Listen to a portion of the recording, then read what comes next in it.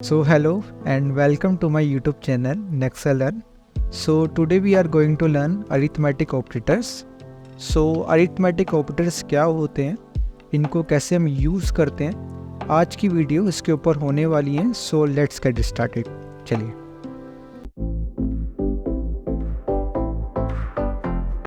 Python को basically हम ऐसा कैलकुलेटर भी यूज़ कर सकते हैं.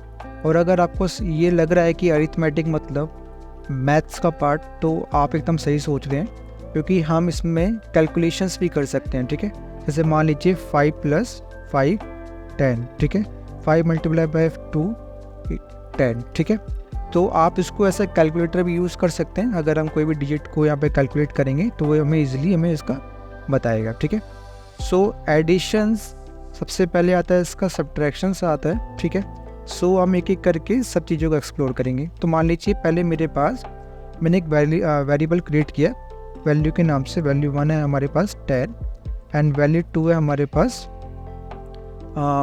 20. ठीक है, तो सबसे पहले हम क्या करने वाले हैं, बेसिकली प्लस करेंगे. ठीक है, इसको हम ऐसा वेरिएबल्स के अंदर हमने वैल्यू असाइन कर लिए. तो वैल्यू 1 प्लस वैल्यू 2 को हम प्रिंट करेंगे, तो उसने हमें दिया 30. तो ये आपका हो गया एडिशन. ठीक है, बेसिकली आप इसको अच्छे से जानते हैं.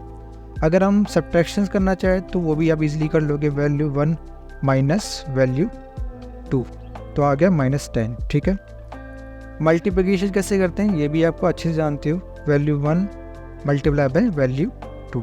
ठीक है, ये भी आपने ईजिली कर लिया. डिवीज़न भी आप जानते हैं, तो वैल्यू 2 डिवीज़न बाय वैल्यू 1, तो आपका 2.0 आ गया. ठीक है, तो ये तो हो गए आपके plus minus multiplication and division.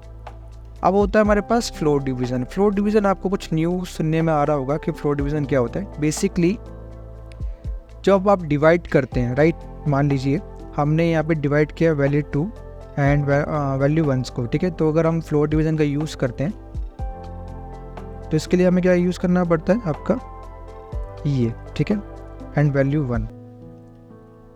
काम सेम ही करेंगे, बट ये जो आप नॉर्मल डिवाइड करते हैं ये 0.0 में दिखाता है, और जो फ्लोट डिवीज़न का आप यूज़ करोगे ये सिर्फ आपको सिंगल डिजिट दिखाएगा.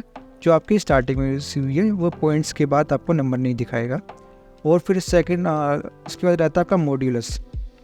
मॉड्यूलस क्या करता है, बेसिकली जब भी आपको डिवाइड करते हैं और उसके बाद जो आपका रिमाइंडर बचता है, ये हमें सिर्फ रिमाइंडर देता है. ठीक है, अगर आप मान लीजिए वैल्यू 2 को डिवाइड करेंगे वैल्यू 1 से, तो इसका क्या आपका रहेगा,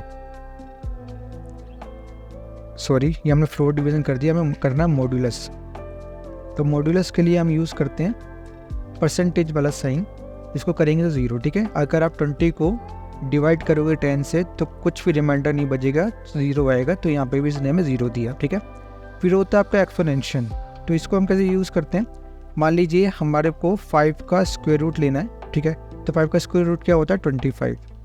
ठीक है, जो हमने यहाँ पे 2 लिखा है ये 2 बार मल्टीप्लाई हुआ 5. अगर इसको मान लीजिए हमें 3 बार मल्टीप्लाई करना है तो ये आपका 125 आ गया. अगर हम इसको 4 बार मल्टीप्लाई करना है तो ये 4 बार मल्टीप्लाई हो गया. ठीक है, अगर मान लीजिए हमें वैल्यू 2 को मल्टीप्लाई करना है, वैल्यू को एक्सपोनेंशियल करना है वैल्यू 1 से. ठीक है, तो ये हमें दे देगा ये डिजिट. तो जितना भी आपके पास नंबर होगा वो आपको उतनी बार मल्टीप्लिकेशन करके देगा. ठीक है, जैसे कि हमने वैल्यू 2 को भी 20 था और वैल्यू 1 में क्या था 10, तो हमने 20 को 10 बार मल्टीप्लाई किया तो हमारे सामने ये डिजिट आई. ठीक है, तो यही होता है आपका अरिथमेटिक ऑपरेटर्स. काफ़ी सिंपल है, इजी है, इसके साथ आप काम कर चुके हो, बहुत बार काम चुके हो, और आप अरिथमेटिक ऑपरेटर्स का ऐसे ही यूज़ करोगे. ऐसे ही हमारे पास और भी ऑपरेटर्स हैं और आने वाली वीडियोस में हम उसको भी एक्सप्लोर करेंगे. ठीक है, आज की वीडियो में सिर्फ इतना ही. Thank you and thank you so much.